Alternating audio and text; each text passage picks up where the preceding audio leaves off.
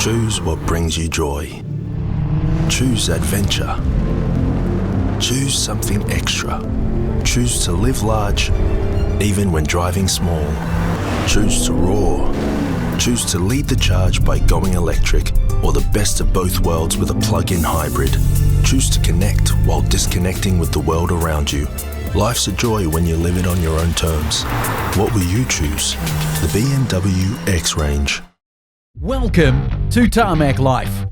We're here for the fun toys, cars, SUVs, utes, flights, hotels, because the journey matters too, and even the odd motorbike when we feel like living dangerously. Epic drives and unforgettable experiences, all served up with plenty of banter and zero boring nonsense.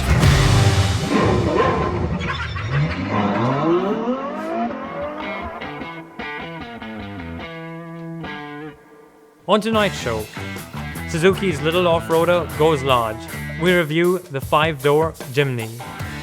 Mercedes takes us on a customer experience day on track in Taupo.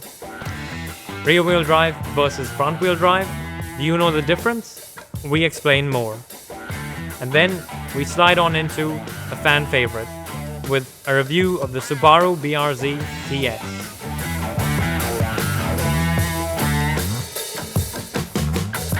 Kia ora and thanks for joining us. Today I've got my grumpy face on. We've been travelling the North Island and I don't know, what is the fixation with driving in the right-hand lane, the fast lane where I come from? It's just driving me mental. It is appalling. After that 3-hour drive that we had to Taupo just now, it was crazy to see that people just go to the fast lane and they set camp in there. Back where I come from, people will get really aggressive if you behave like that. I was thinking the same thing. It's so annoying. It's also illegal and I just don't know why we do it. Anyway, go online, see if you can offer some advice or some interest as to why it's happening. Or you can take your car where the roads, or should I say lack of, have no rules. Because that's what Harry and I did first. We went off-road with Suzuki's 5-door Jimny.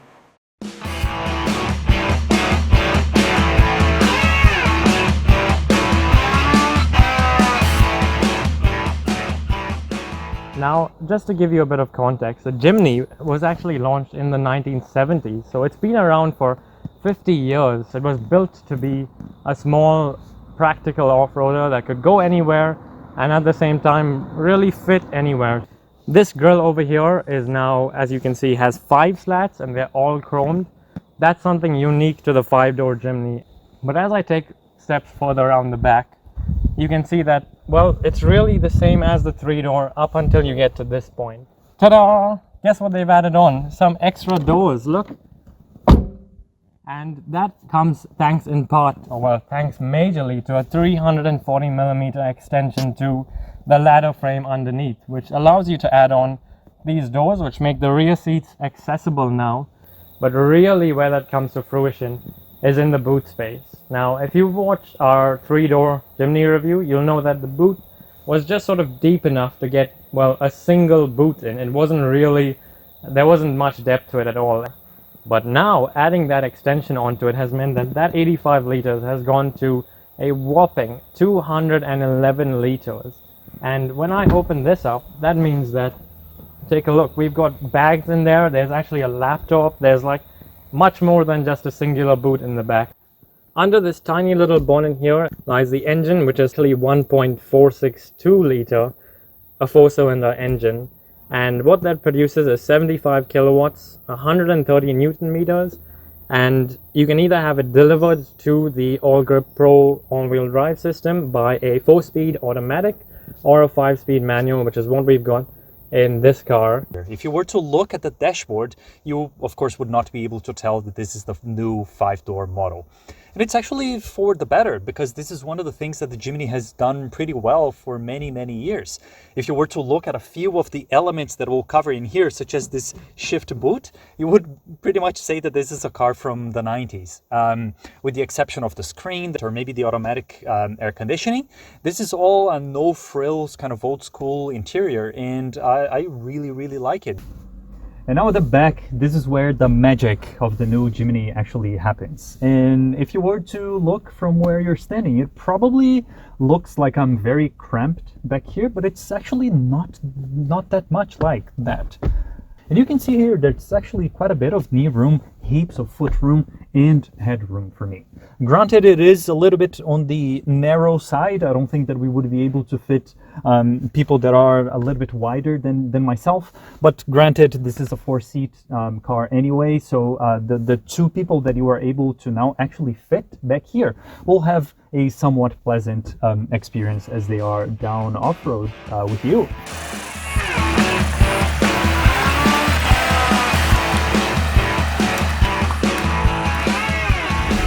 Now, it's been a few years since I've been behind the wheel, or in the passenger seat for that matter, of a Suzuki Jimny, and it's quite, I've got to say, a refreshing reminder of what this car is. And Harry and I were actually just talking before about who is the buyer of this car actually, because this particular, the manual 2-tone 5-door version, is $41,000 in New Zealand, give or take a couple of hundreds for extras.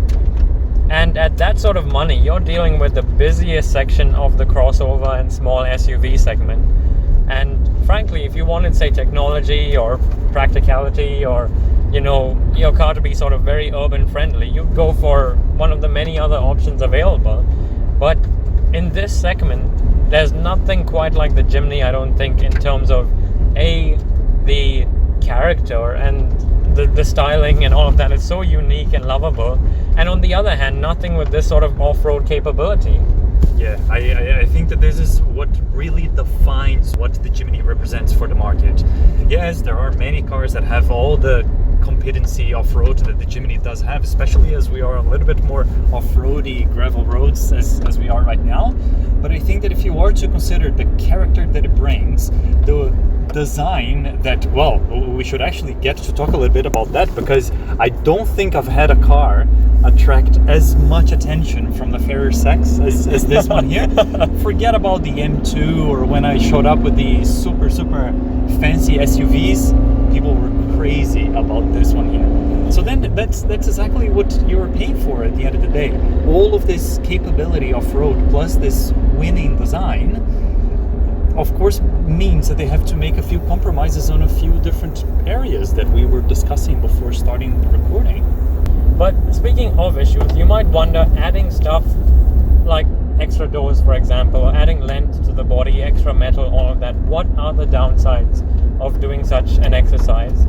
Well, not too much actually, because the Jimny, the 5-door version, only gains an extra 190 kilos of weight over the 3-door version. So it's not actually a huge amount for the benefits that you get in terms of that 340 meters or millimeters of extra length, the doors which make access to the rear seats easier, and at the same time that extra length is achieved with very little compromise to both the approach and departure angles, which are something like 36 and 47 degrees respectively. So it's still, you know, can still go anywhere. We're praising the Jimny a lot in terms of its looks, in terms of its practicalities, all of that, but there are some downsides, and I think arguably the biggest point has to be that engine. Yes, that's right. It is pretty much a tried and true powertrain at this point, and that's why they have been using it for so long. But at the end of the day, especially now with a little bit of the added weight, it does feel like it could use a little bit more power. That's correct, and interestingly, the rear doors make those back seats so much more accessible, which means that you're tempted now to look at this as a proper 4-seater car or a family car. But the issue is that once you start to pack a family in here, or 4 people, or say 4 adults, plus some luggage, if you want to go for a weekend away or something, it will struggle on the motorway and will struggle getting up to speed, and that might get annoying depending on what you're faced with on your trip.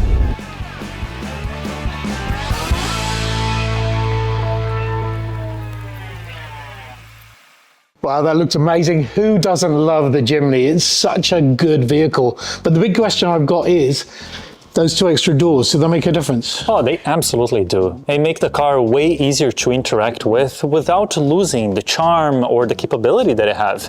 And let's be honest, it's something that Suzuki probably needed in their range.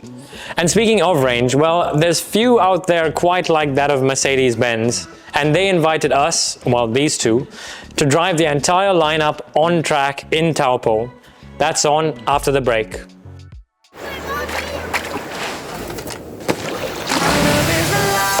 Introducing the all-new Subaru Forester with next-generation strong hybrid and over 1,000 kilometre range.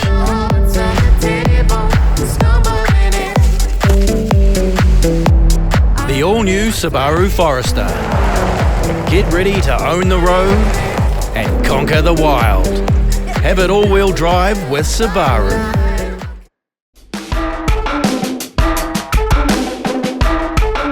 Today we're in Taupo, New Zealand as part of a Mercedes-Benz customer day. They're going to be taking us through all these vehicles, showing us how they drive on and off track and really getting better acquainted with what's on offer. And I'm lucky enough to get some 101 track coaching. And with this level of equipment, I'm sure it's going to be a super fun day. Come and join us. Well, good morning, everybody. Welcome on behalf of Mercedes-Benz Driving Events to an unbelievable facility. First time for us, and you're part of something very, very special. My name is Pete Hackett. I'm the Chief Driving Instructor for Mercedes-Benz in Southeast Asia. So my responsibility is to design and implement all the training programs we have for all of our brands for this part of the world. The event today was designed to highlight some extraordinary cutting-edge automotive technology. Around your neck, there's a colored tag. We have 3 different colors for 3 different experiences. Pit lane, there'll be a range of cars that you get to choose what you'd like to drive. There's some hybrids, there's some combustion engines, there's some diesels, there's some SUVs, there's some passenger cars. We'll give you a range of cars to just take around the short circuit here. The instructors will explain the systems in the car, give you a chance to experience the braking performance, some acceleration and so on. While that's happening, the second group will get an AMG experience, a taste test of the AMG experience on track that will teach you about turning points and braking points, apexes and exits, how to get the most out of the performance of the cars using the long circuit here. The third experience is our Mercedes-Benz Tech Hub, a chance for you to see the G580 off-road, a chance for you to experience electronic stability program, the system in our cars that prevents it from sliding, and we'll be able to turn our technology on and off. So give you a direct comparison from a safety perspective of how often our safety systems assist you. The final possibility for you is what we affectionately call our Hero Drive. We have for you an E53 hybrid that you can experience around the track. Otherwise, we can get underway, so good luck. If you'd like to make your way downstairs, we'll start the program. Let's get into it.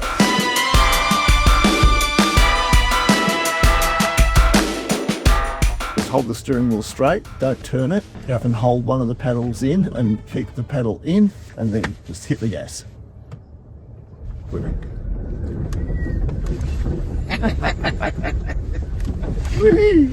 Never gets dull, right? Never. All right, that way. Excellent. Everything in off-road is about having constant momentum, right? So you don't want to go too slow or you get bogged, you don't want to go too fast or you break the car. So G-crawl, which is what you're in now, gives you 3 speeds of crawling motion. So if you click the right pedal, and again, that's fast, all right? So take your foot off the brake and you don't have to do anything, it'll just do it for you. I like that. I like having to do nothing. Yes. Story of my life.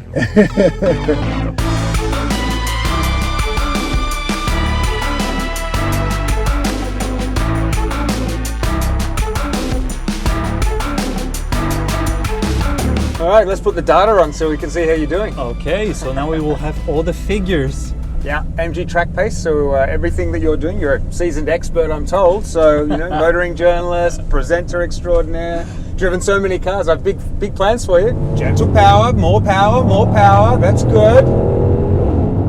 Oh, too early on the brakes, man. This is not your first rodeo. Come on. Using all the track on the right-hand side. Out to the white line. Stay on the gas. Stay on the gas just before the 100 board. Stay on the gas, stay on the gas, stay on the gas. Braking gently.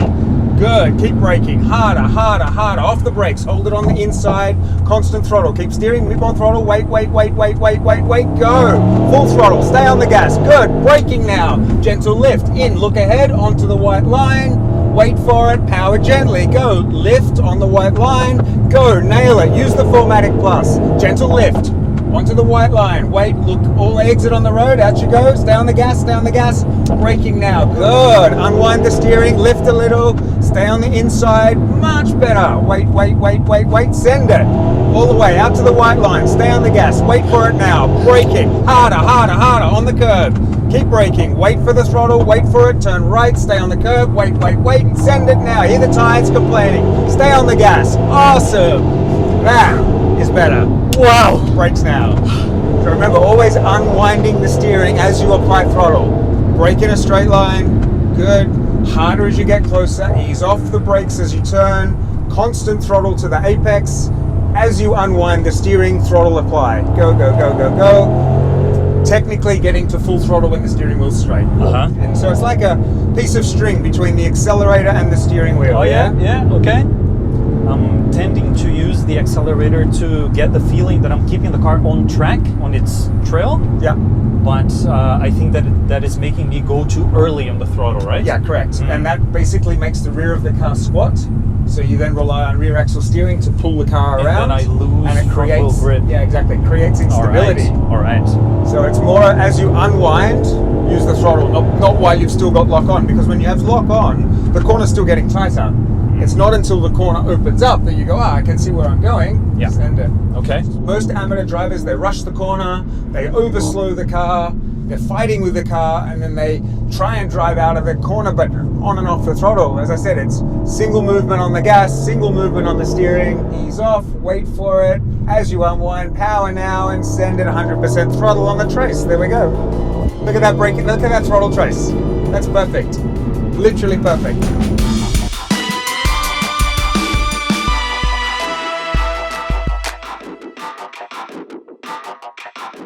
I've got to say, I'm a big fan of these track days because they give you a taste of, well, what's everything like to drive. And from a brand like Mercedes, you have the EVs, the AMG performance, the regular vehicles as well. What a day. Yeah, and also we went on-road and off-road, so did that 580 spin and the tank turns and all that sort of stuff. It was really good. The big thing, though, was just how the smiles on the faces of the customers, not just ours. I mean, it was great to see them get the hospitality and also learn some stuff about the Mercedes and the brand. But the big thing was I was actually jealous because he spent so much time learning how to drive on a track in an AMG GT. Phenomenal. Yeah, it genuinely was an incredible experience, and that car has just so much power that it needed all-wheel drive to put all of that to the ground. And then, if you have watched our previous installment of Tarmac Torque, you by now know everything that is to know about all-wheel drive and four-wheel drive. But there are two different architectures that we didn't cover, which are front-wheel drive and rear-wheel drive. And that is the topic for tonight's Tarmac Torque. Front-wheel drive versus rear-wheel drive. It might be simple because the difference is actually in the name, but there's a lot more to it than just what wheel is powering the car. Let's start with front-wheel drive. Commonly written as FWD, what it basically means is that these guys here, the front wheels, are the ones responsible for accelerating, braking, turning, everything, while the ones at the back are just coming along for the ride. And what it means is that it is really easy to package all of this here up the front, where you have the motor, the gearbox, all the hardware sitting very close to the front of the car, allowing for a lot of space inside. It is also very easy to build and cost effective as well, and that's why we are seeing this becoming more and more ubiquitous in today's cars. But as with everything, there are downsides, one of them being that you will get more tire wear here at the front, and the second is that with a lot of weight here up front, these cars are more prone to understeer, which is really good if you are a novice driver, because if you lift the accelerator, it should come back to its track, but arguably makes it less of an exciting drive. And then we have rear-wheel drive, and this is the classic enthusiast choice because it frees up the front axle to be doing the steering, while the rear wheels are the ones responsible for powering the car forwards or maybe even sideways, because that's the setup you find in drift cars. But there has to be one downside, right? And that's why I have this prop here with me, which is a prop shaft, which is exactly the piece that is used to bring the power all the way there from the gearbox here to the differential. And of course, as you can see, it is big, it's heavy, and it adds a little bit of cost and complexity to rear-wheel drive cars. And then added to this prop shaft here goes through a tunnel that eats a little bit of space inside of the car. And of course, as we all know by now, rear-wheel drive cars are prone to oversteer, which means that the back wheels lose control, and then you really have to be prepared to apply a little bit of counter steer and keep the car back on its track. Okay, so if I've got this right, if I want to do, I need a rear wheel drive, right? And what these two are going to do now is put that theory to the test on their review of the new Subaru BRZ TS. That's on after the break.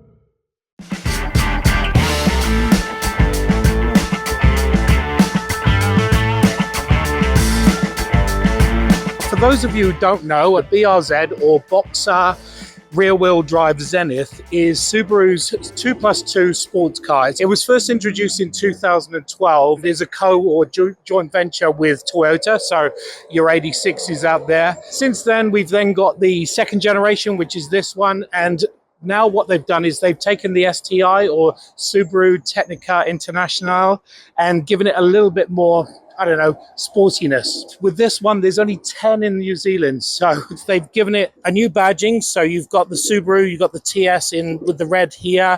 You've also got the BRZ here in their lights in nice striking red. But the big thing is the braking system. So you've got Brembos on both the front and the rear with 4 pots on the front, 2 pots on the rear. Added to that is they've actually given the dampers, or they've given you lighter weight dampers, so making this a more lightweight, faster car, which is always what you're after. But the big thing is, when you look inside here in the boot, I mean, the boot's obviously not very big anyway, but what they've done is they've put a spare wheel in here, a full-size spare wheel. And good news for all you track goers, you can still drop the back seat here and get enough room for your slicks, so you got plenty of driving to do on the racetrack. Now, as you can probably tell, I keep wanting to say that the power has been increased, but it actually hasn't. It's still got a 2.4 litre Boxer engine mated to a 6-speed manual gearbox. Together, it provides 174 kilowatts of power and 215 newton meters of torque, which is not massive, but it's actually really substantial for this size vehicle. When it comes to fuel efficiency, it's around about 9 litres per 100 kilometres. And I think it's over 200 grams of the twin exhaust out of the back. But again, this is a fun car. And pretty much the same way as the exterior, in the interior, they didn't go crazy with the STI modifications. It is just that little touch to make it feel more special, like you are driving one of those 10 cars that are available here in New Zealand. So in terms of the actual changes, you have the seats that now have this STI logo here on the side. You get the suede here at the top part of the door. This amazing contrast between the colors for the seats and some small storage solutions as cup holders here on this side and also on the center console. If you opt for the manual, it's important to note that they might get a little bit in the way, so you might have to make do with the ones that you have there on the side. What then happens is that there at the back, you will pretty much have to go with those slick tires and go to the track, because the room for 2 people back there, it's only if you really don't like them or if they are really small children. In terms of technology, it is mostly unchanged from the cars that don't have the TS package. So here you have this aftermarket sort of looking head unit for your sound system. It will have CarPlay, reversing camera, and then in front of you with this cluster here, you have this STI logo in the middle. So then you really know that it is that special car that you are driving every time you turn it on and turn it off.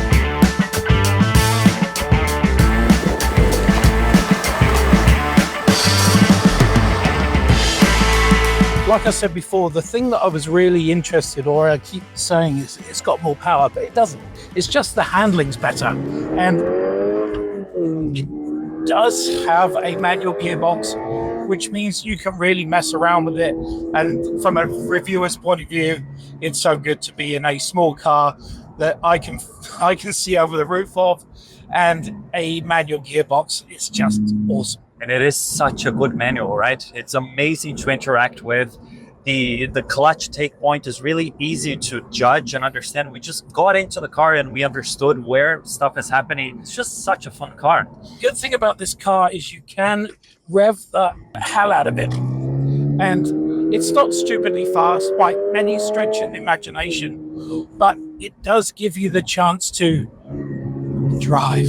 Yeah, and then you get to enjoy going through the gears and enjoying the power band, which is so wide, right? The area under the car before the torque that this motor builds is amazing. You get a very early build up of the power that keeps going. If you're looking for a super sports car, this is not it. But if you're looking for a car that you're not going to get into too much trouble with, because we're only doing 100 kilometers per hour now, but it feels like I'm going 200. It's fun. And I think this is the big thing about this car. It is a fun drive. It is so competent, right? It's not like it is just throwing a lot of power at you and then you have to make do with it. No, it has the brakes to sort of deal with it. It has the suspension to deal with it. As you said, there are cars with more power for the money. But I think that if you're just looking for the power, you're sort of missing the point. I agree. This is a dying breed, right? We don't have a lot of affordable rear-wheel drive sports cars nowadays. The only sort of direct competitor is the Mazda MX-5. And yes, they are different. The Mazda has way less power, but you can put the top down. It might be a little bit more fun on the back roads, but it's less fun on the track because this has a little bit more of this scalpel kind of idea to it. And as an MX-5 owner myself, I definitely see the differences. And this is a much more daily friendly car. You could have this as your only car because, yeah, it's way better insulated at the top. It brings less noise into the cabin. You still have to interact with this amazing powertrain. So good. I love that this exists.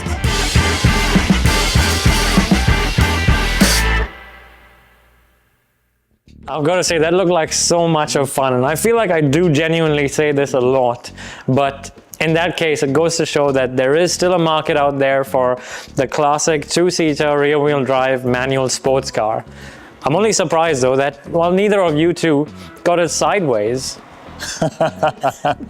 Maybe we did, maybe we didn't, if you catch my drift. But all I can say is that while we had the car, it did rain a lot. Aha, okay. So there you have it. Jimny grew a pair of doors. Mercedes showed us some great hospitality.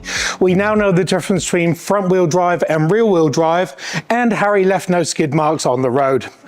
Join us next week where there'll be more fun, frivolity, and, I don't know, just more. See you then.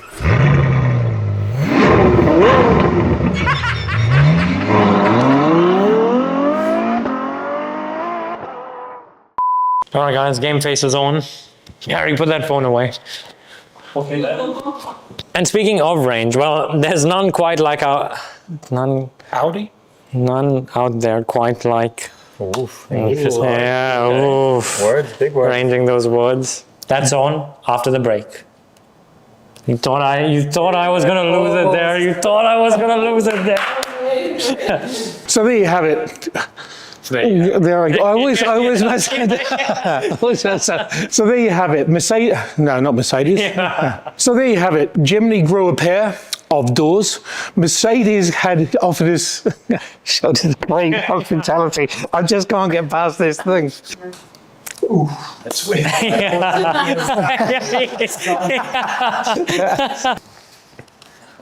Third time.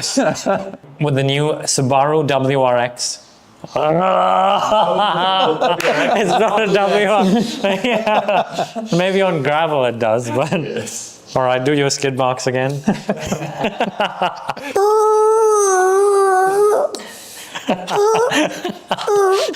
Oh, look, a crowd.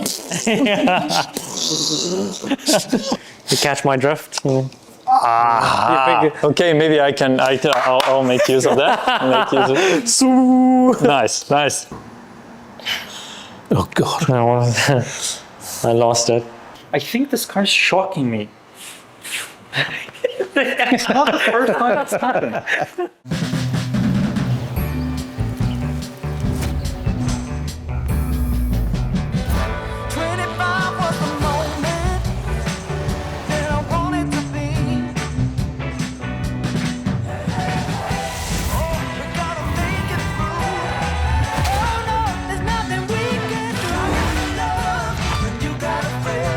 Discover a new kind of space with the all-new Škoda Kodiaq.